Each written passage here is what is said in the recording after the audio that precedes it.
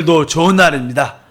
우리의 기도를 통해서 하나님의 나라가 우리 심령과 여러분 가정에 또 우리 교회에 함께하는 줄 믿습니다. 자, 우리 그리스도의 죽음에 대한 말씀을 나눴습니다. 우리 그리스도의 죽음은 적어도 몇 가지 이상을 완성을 했죠. 어제 첫 번째로 바로 우리의 범죄한 죄의 행위와 제 본성의 모든 문제를 하나님의 어린 양으로서 끝냈다, 이런 말씀을 드렸고, 두 번째는 바로 우리의 모든 문제의 근원되는 우리의 옛사람을 십자가에서 그리스도와 함께 끝낸 줄 믿습니다. 그리고 세 번째는 마귀의 모든 정사와 권세를 밝히 드러내사 바로 십자가에서 마귀의 머리를 깨뜨리시고 심판하신 그런 내용에 대해서, 오늘은 이제 네 번째로 이제 우리 하나님 말씀을 한번 보면 골로새서 1장 20절 말씀에 이렇게 기록되어 있습니다. 그의 십자가의 피로 화평을 이루사 만물 곧 땅에 있는 것과 하늘에 있는 것들이 그로 말미암아 자기와 화목하게 되기를 기뻐하신다. 뭐 그의 십자가의 피로 화평, 그러니까 그 주님의 십자가의 죽음을 뜻하죠. 그러니까 그의 십자가의 피로 화평을 이루사 만물이라고 말합니다. 곧 땅에 있는 것이나 하늘에 있는 것들이, 이렇게 말씀합니다. 그러니까 이것은 뭐 만유, 이 만물의 우주의 모든 것이죠. 이 우주의 모든 것들이 사단의 첫 번째 타락으로 인하여 황폐해지고 아주 어지럽혀졌는데, 이제 하나님께서 그리스도의 피로 말미암아 이 모든 만물을 하나님과 화목되게 하셨다.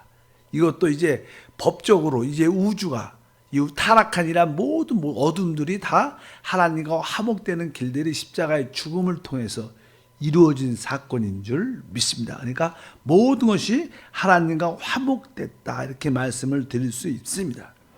또 이제 다섯 번째는 에베소서 2장 14절부터 기록되어 있습니다. 한번 읽어보니까 그는 우리의 화평이신지라 둘로 하나를 만드사 원수된 것, 이렇게 표현합니다.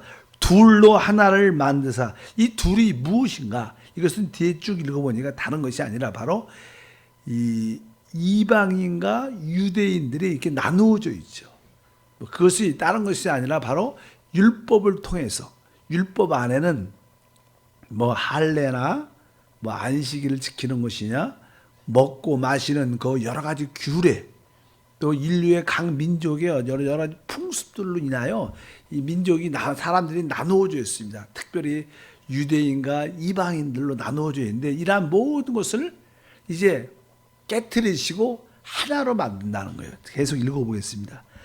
둘로 하나를 만드사 원수된 것 곧 중간에 막힌 담을 자기 육체로 허시고 법점으로 된 계명의 율법을 폐하셨으니 이는 이 둘로 자기 안에서 한 세 사람을 지어 화평하게 하시고 또 십자가로 이 둘을 한 몸으로 하나님과 화목하게 하심으로 원수된 것을 십자가로 소멸하시고,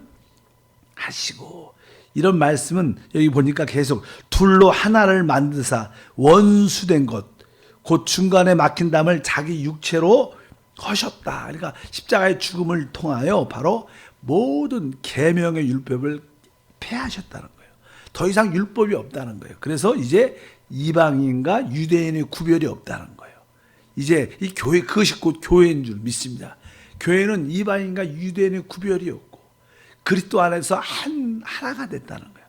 이방인도 유대인들이 둘이 한 몸, 하나가 됐다고 말씀하는 것이 바로 십자가를 통해서 이루신 하나님의 뜻인 줄 믿습니다. 그래서 이러한 내용들에 대한 우리가 이해를 가져야 되고, 이렇게 한 5가지 정도는 좀 소극적인, 십자가로 있어서는 안 될 것을 해결한 것입니다. 그러나 이제 십자가의 죽음은 또 적극적인 방면에서 바로 하나님의 그 육신 안에 있는 하나님의 생명을 해방하는 것입니다. 생명을 해방해서 바로 우리에게 나눠주는 것이 그 십자가의 죽음의 역사인 줄 믿습니다. 그래서 우리 요한복음 12장 24절 말씀을 읽어보니까 내가 진실로 진실로 너에게 이르노니 한 알의 밀이 땅에 떨어져 죽지 아니하면 하늘 그대로 있고 죽으면 많은 열매를 맺느니라. 예수님이 이 땅에 하나의 밀알로 오셨죠. 하나의 밀, 또 그 밀에 밀 씨앗하는 생명이 있는데 그 생명이 땅에 떨어져 죽음으로 결국 많은 밀을 맺는 것처럼 바로 생명의 분배, 생명의 나누어짐의 역사가 바로 십자가의 죽음을 통해서 이루어지는 거예요. 예수님의 십자가의 죽음을 통하여 그분 안에 있는 생명이 해방돼서 그것이 여러분과 저에게 영접된지 믿습니다. 그래서 이제 우리가 많은 미랄이 됐죠. 예수님은 하나의 미랄이었는데 그 미랄이 땅에서 죽음으로 말미암아 이제 많은 미랄이 된. 미랄은 각자의 미랄로 끝나는 게 아닙니다. 그 밀을 이렇게 추수해서 어떻게 해요? 그것을 다 곱게 갈아서 뭘 만들어요? 바로 떡을 만들죠. 빵을 만들어요. 그래서 뒤에 읽으니까 써 있어요. 그러니까 떡이 하나요. 많은 우리가 한 몸이니 이는 우리가 다 한 떡에 참여합니다. 바로 예수님의 생명의 그 해방은 바로 그 생명을 여러분과 저에게 다 이렇게 공급해주고 나누어줘서 결국 우리가 그 생명 안에서 서로 이제 영적으로 이렇게 점점점 부서지고 깨어져서 서로 하나가 되는 겁니다. 한 몸, 한 떡이 되는 거, 한 떡. 한 떡이 될 때 그것을 뭐라 그래요? 그리스도의 몸이다. 교회다. 이렇게 말하는 거예요. 그래서 그러니까 우리가 한 몸이니 한번 따라할까요? 우리가 한 몸. 이 몸이 뭡니까? 바로 교회는 그리스도의 몸이다. 그 뜻입니다. 그러니까 결국 우리 모두가 서로 부서지고 서로 연합돼서 하나가 될 때 우리가 한 몸으로서 그리스도의 몸을 이룰 수 있는 생명을 준 목적은 바로 거기에 있습니다.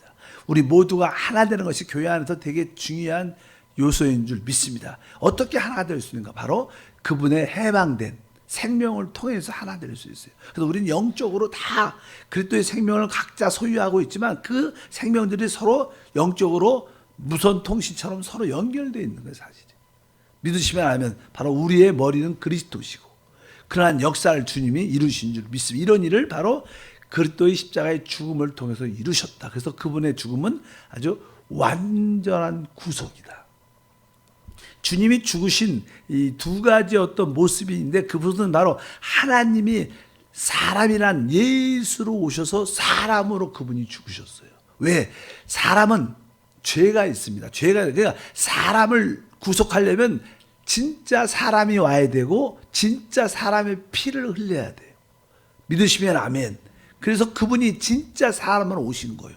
하나님이신 사람이 주 예수란 사람 안에 오셔서 그분이 십자가에서 피 흘리심으로 바로 우리 사람을 구속할 수 있었어요.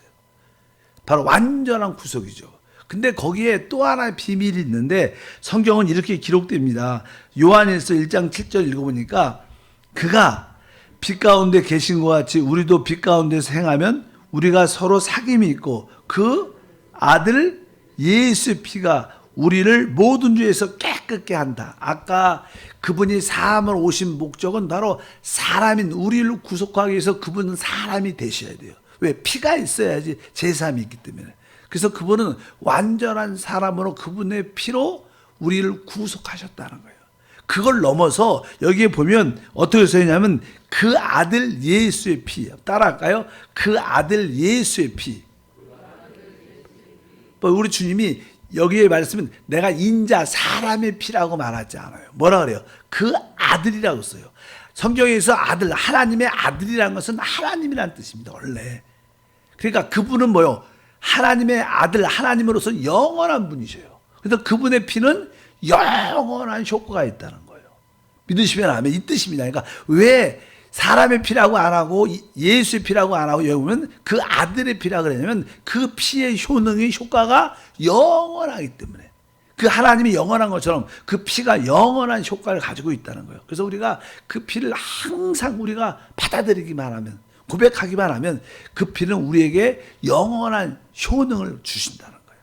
그래서 그 피, 구속은 완전한 구속이다. 우리가 그러한 놀라운 구속을 받은 줄 믿습니다. 그래서 여러분들이 참된 그리스도의 죽음을 안다면 주 안에서 참되게 자유하고 회복될 수 있습니다. 더 이상 마귀에게 미혹되거나 속을 필요가 없다는 거. 여러분들이 그 구속으로 말미암아 영적인 축복을 누리기를 바랍니다. 이제 예수님이 이렇게 죽으셨죠. 그리고 나서 그분은 더 중요한 사건이 이제 그분이 이제 죽으신 다음에 사실 우리 예수님은 오전 시간으로 지금 시간으로 오전 9시에 십자가에 못 박히셨어요. 우리 지금 현재 시간으로 따지면. 그리고 오후 3시까지 6시간을 십자가에 못, 그리고 마지막에 야 어찌하여 하나님 아버지여 하나님이 어찌하여 나를 버리시나이까. 그리고 운명을 다하셨다 이렇게 말씀합니다. 근데 그냥 그분을 따랐던 저 부자였던 아리마대 요셉이라는 사람, 아리마대 요셉이 아주 부자였다고 성경에 써 있는데, 그가 자기의 이제 장례를 위해서 아주 돌에다가 구멍을 파갖고 아주 한 번도 쓰지 않는 깨끗한 무덤을 준비해 놨었어요. 근데 예수님이 죽으시니까 그분을 모셔야겠다. 그 다음에 우리가 잘 아는 니고데모, 이 두 사람을 통해서 아까 아리마대 요셉이라는 제자와 니고데모라는 제자가 결국 예수님의 시체를 거둬가죠. 그리고 그 한 번도 쓰지 않은 부자의 그 묘실에 거기다 예수님을 장사 지냅니다. 성경은 그것이 예언되어 있어요. 우리 이사야 53장 9절에 보면 이렇게 써 있습니다. 그는 강포를 행하지 아니하였고 그의 입에 거짓이 없었으나 그의 무덤이 악인들과 함께 있었으며 그가 죽은 후에 부자와 함께 있었다. 그러니까 그분이 죽은 후에 그 부자의 묘실에 아주 잘 만들어진 그 한 번도 쓰이지 않는 그곳에 우리 주님이 거기에 장사 지냄배 되었다. 그래서 이제 그것으로 끝난 게 아니라 그분은 이제 어떻게 3일 만에 부활하시죠. 그래서 이제 안식 후 첫날이 돼서 금요일 날 저녁 늦게 이제 장사 지냄배 되고, 하루 토요일 날 안식을 하루를 풀로 지나고, 그 다음에 안식 후 첫날 우리가 말하는 주일이죠. 주일날 아주 이른 새벽에 그분이 부활합니다. 그러니까 사실 그분이 무덤 안에 있는 시간은 우리가 3일이라고 말하지만 그 시간이 풀로 3일이 아니에요. 그러니까 안식일 하루 아주 아침 일찍 또 금요일날 저녁 늦게, 그러니까 사실 그렇게 시간 날짜는 3일이지만 3일 동안 있다가 안식 후 첫날 바로 주일날 아침 이른 새벽에 그분이 부활하시죠. 성경에 부활할 때 그 주님의 부활은 놀라운 부활이죠.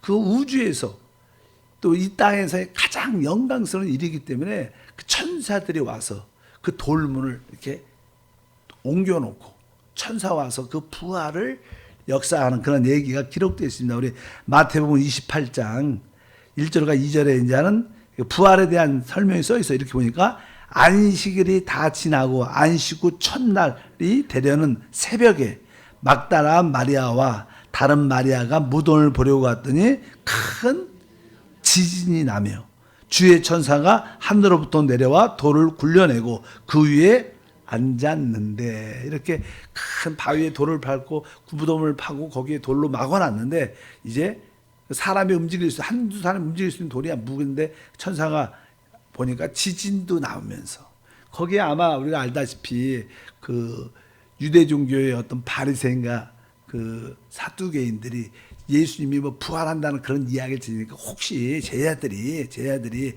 예수의 시체를 훔쳐가서 나중에 부활했다 이렇게 거짓말하면 안 되니까 유대인들과 로마 그 군인들에게 말을 해서 매수해서 그 무덤을 지키게 했습니다. 그런데 벼랑간에 이른 새벽에 지진이 흔들리면서 천사가 나타나죠. 실제로냐? 여기 보니까 큰 지진이 나며 주의 천사가 하늘로부터 내려와서 돌을 굴려려고 그 위에 앉았다. 이렇게 말씀하면서 보니까 이미 주님은 부활하시고 아주 주님이 입었던 모든 것이 아주 정돈하게 잘 되어 있다는 그런 말씀이 기록이 되어 있는데, 중요한 것은 우리가 한 번쯤 예수님이 죽으셨죠. 죽으신 다음에 그 시간 동안 그 3일 동안 무엇을 하셨나? 그렇죠. 그냥 부활하죠. 3일 동안 장사 지내면 때 3일 동안 금요일 날 저녁, 안식일, 토요일 날 하루 종일, 그다음에 우리가 부활한 우리 주일 날 그 기간에 주님이 무엇을 하는가? 그거에 대해서 아주 성경에 짧게 언급되어 있습니다. 우리가 그것도 우리가 알 필요가 있죠. 그것이냐는 베드로전서 3장 18절과 19절에 그 사건이 기록되어 있는데 이렇게 기록합니다. 그리스도께서 단번에 죄를 위하여 죽으사 의인으로서 불의한 죄를 대신하셨으니 이는 우리를 하나님 앞으로 인도하려 하심이라. 육체로는 죽임을 당하시고 영으로는 살리심을 받았으니 그가 또한 영으로 가서 옥에 있는 영들에게 선포하시니라. 아주 특이한 말씀이 기록되어 있어요. 그러니까 19절에 보니까 그가 또한 영으로 가서 옥에 있는 영들에게 선포하시니라. 이게 무슨 뜻인가? 예수님이 죽으신 다음에 그 후의 사건들, 보이지 않는 영적 세계의 사건들을 기록한 겁니다. 사실 사람이 우리 영과 혼이 있고 우리의 이 몸이 있습니다. 사람이 죽으면 이 몸은 하나의 의복 같은 옷입니다. 옷이 우리가 그냥 탁 밑에 있는 것처럼 우리가 사람이 죽으면 그 영혼이 이렇게 몸에서 이렇게 빠져나가죠. 그러면 진짜 많은 사람들이 보면 야, 내가 진짜 의미 없는 아무것도 가치 없는 사람들이 이렇게 몸이 영혼이 이 몸에서 빠져나오면 자기 몸에 대한 어떤 애착이나 애정이 전혀 없다고 보통 일반적으로 말을 해요. 사후세계 천사 갔다 온 사람들 얘기 들어보면 자기가 우리가 지금 우리 관심이 뭐예요? 우리 몸에 좀 이쁘고 이렇게 이쁘고 늘 몸에 관심 있지 않은데 우리 영혼이 쫙 빠져가면 진짜 이 몸에 대해서는 어떠한 애정이나 느낌이 내가 평생을 저걸 위해서 살았나 이런 생각이 든다. 우리 영혼이 이렇게 그리고 이제 몸에서 영혼이 빠져나가면 모든 감각이나 느낌이 아주 훨씬 더 섬세하다. 많은 우리 육체가 그냥 약하니까 이게 만짐도 터치나 느낌의 감정들이 그렇게 무디어져 있는데 이 영혼이 빠져날 때 영혼에 이 몸이 없는 상태에서 이 자기가 느끼는 감정과 의지는 훨씬 더 예민해야 돼요. 그렇게 얘기를 하는데 여기 보니까 아까 말씀드린 육체로는 죽임을 당하시고 육체로는 그러니까 우리가 육체는 죽으면 우리가 사람이 죽었다는 것은 이 육체가 죽는 거죠. 그 우리 영혼은 살아있죠. 이것은 죽지 않죠. 항구적입니다. 우리 사람은 죽는 존재 아니니까. 그러니까 예수를 믿든 안 믿든 사람은 죽지 않습니다. 영벌에 가든지 어디에 영생을 누리든지 둘 중에 하나밖에 없는데 실제로 보니까 영으로는 죽임을 당하시고 영으로는 살리심을 받다. 살리심을 받다가 우리의 영이 더 활동적이었다는 거예요. 그래서 예수님의 그 영이 어디에 갔어요? 옥에 가서 영들에게 선포했다. 보통 이 옥이 무엇이냐? 그리고 영들은 무엇이냐? 여기서 예수를 믿지 않은 자들에게 가서 이렇게 선포했다 이런 뜻이냐는 아니라고 보통 말씀을 합니다. 여기에 대해서 나는 어디에 나오냐면 베드로 후서 2장 4절에 그거에 대한 언급이 앞에 기록되어 있어요. 한번 읽어보면 하나님이 범죄한 천사들을 용서하지 아니하시고 지옥에 던져 어두운 구덩이에 두어 심판 때까지 지키게 하셨으며 여기 보니까 지옥에 던져 어두운 구덩이 어두운 구덩이란 단어가 타타르스입니다. 타타르스는 이렇게 아주 여기 보니까 어두운 구덩이 여기는 하나님의 범죄한 천사들이니까 하나님이 첫 번째 창조에서 하나님의 우주의 중심은 천사를 통해서 이 우주를 다스렸는데 알다시피 우주의 그 천사장과 많은 천사를 따랐던 자들이 반역을 합니다. 그래서 하나님이 어떻게 해요? 심판을 하고 창세기 6장에 보면 그 타락한 천사들이 세상에 있는 사람의 딸들을 취하는 그러한 그래서 네피림의 후손을 만들어내는 거인들을 만들어내는 아주 하나님이 창조하지 않는 그런 존재가 생기게 돼서 하나님이 노아의 홍수를 통해서 심판하십니다. 그래서 여기서 말하는 옥이라는 것은 범죄한 천사들이 지금 가두어져 있는 곳입니다. 지금 범죄한 천사들, 타락한 천사들이 어떤 천사들의 어떤 선이 있어서 모든 것이 다 사람들 지킬 선인데 그 선을 넘어선 거죠. 자기 어떤 주의를 지켜야 되는데 위치를 지켜야 되는데 천사가 타락을 해서 아주 이러한 모습을 갖게 돼서 하나님이 이제 영원한 심판, 진짜 심판 때까지 심판을 받을 때까지 심판할 때까지 바로 그때까지 가두는 타락한 천사를 가두는 곳을 말해요. 그래서 아까 우리가 읽었던 아까 베드로 그 전서 3장 뒤에 19절에 또한 영으로 가서 옥에 있는 영들에게 선포하다. 여기 옥에 있는 영들이라는 것은 바로 타락한 천사들이 지금 영원한 심판을 받기 위해서 대기하는 심판을 받기 위해서 심판받고 있는 그 대기하는 장소에 가서 주님께서 말씀한 선포했다는 것은 바로 내가 이 땅에 주님께서 사람으로 육신에 오시고 십자가의 죽음을 통해서 이제 모든 것을 이루셨다는, 이 우주를 합법적으로 심판할 수 있는 그러한 권세가 있다는 것을 다시 한번 그 타락한 천사들에게 선포했다, 이런 뜻. 그러니까 보이지 않는 예수님이 죽으시고 부활하기 전에 지하에 영적인 세계에 어떤 일이 있었냐, 이런 일들, 타락한 천사들에게 가서 심판을 선포하는 이러한 일들을 했을 것이다, 이렇게 보통 성경에서 이렇게 말하는 것을 해석을 합니다. 그래서 여러분들이 그렇구나, 예수님이 죽었을 때 무슨 일 하셨는가. 그래서 타락한 천사들한테, 오개가 죄 있는 타락한 천사들에게 이제 내가 사람으로 이 땅에 오시고 십자가의 죽음을 통하여 모든 것을 끝냈다, 너의 심판을 명하기 위해서 이제 그것을 선포했다. 여기 보니까 영들에게 선포했다는 이란 이야기, 뭐 전도했다 이런 뜻이 아닙니다. 그러니까 하나님의 아들의 심판이 완전히 이루어졌다. 그런 것을 그들에게 나타내시는 모습을, 그런 일을 하셨다고 우리가 보통 말씀을 합니다. 그래서 여기에서 나오는 옥에 갇혔다는 것은 바로 타락한 천사들이 있는 거예요. 보통 우리 일반적으로 사람이 있잖아요. 사람이 죽으면 성경에서 말하면 어디 갑니까? 우리가 그냥 보통 음부라고 그럽니다. 음부, 죽음의 사후의 세계. 그래서 나는 믿는 사람들이 가는 것을 음부 안에는 아주 좋은 구역, 낙원이라고. 바로 우리의 사람이 죽으면 이렇게 영혼은 글로 가고 몸은 이 땅에 남아있죠, 우리가. 그래서 이제 사람의 부활이라는 것은 몸이 다시 결합되는 겁니다. 부활한 몸으로 결합돼요. 그러니까 나는 이 음부라는 것은 주님이 다시 오실 때 죽은 자들이 다 부활해서 자기의 부활의 몸을 갖게 돼요. 부활의 몸을 갖고 영원한 심판을 가든지 부활의 몸을 갖고 영생을 누리는 것이 있습니다. 그러니까 지금 영혼과 몸이 분리되어 있는 상태에 사람이 죽었다고 표현하잖아요. 그래서 음부에 있다는 것을 그렇게 말씀합니다. 그래서 제가 보통 예수가 믿는 사람들이 어디 있느냐, 그러니까 바로 안식하면서 부활의 몸을 기다리는 그런 낙원에서 대기하고 있죠.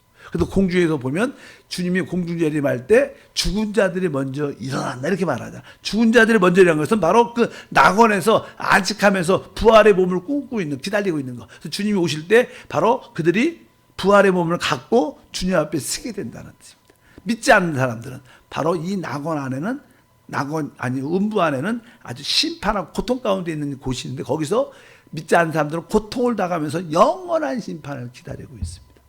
그렇게 우리가 보통 설명을 하는 게 더 아주 성경적인 것을 그렇게 하시고, 우리가 예수 믿으면 한 번에 천국 가고 그렇지 않죠. 아직은 우리가 주님이 예비하신 곳은 주님이 오셔야지 가는 것이지. 일단은 거기에 낙원에서 안식하면서 누리는 곳이고, 또 심판받으면서 영원한 멸망을 기다리는 그런 고통에 있다는 것을 우리가 아시고, 특별히 거기와 또 타락한 천사가 있는 곳은 다른 곳이다.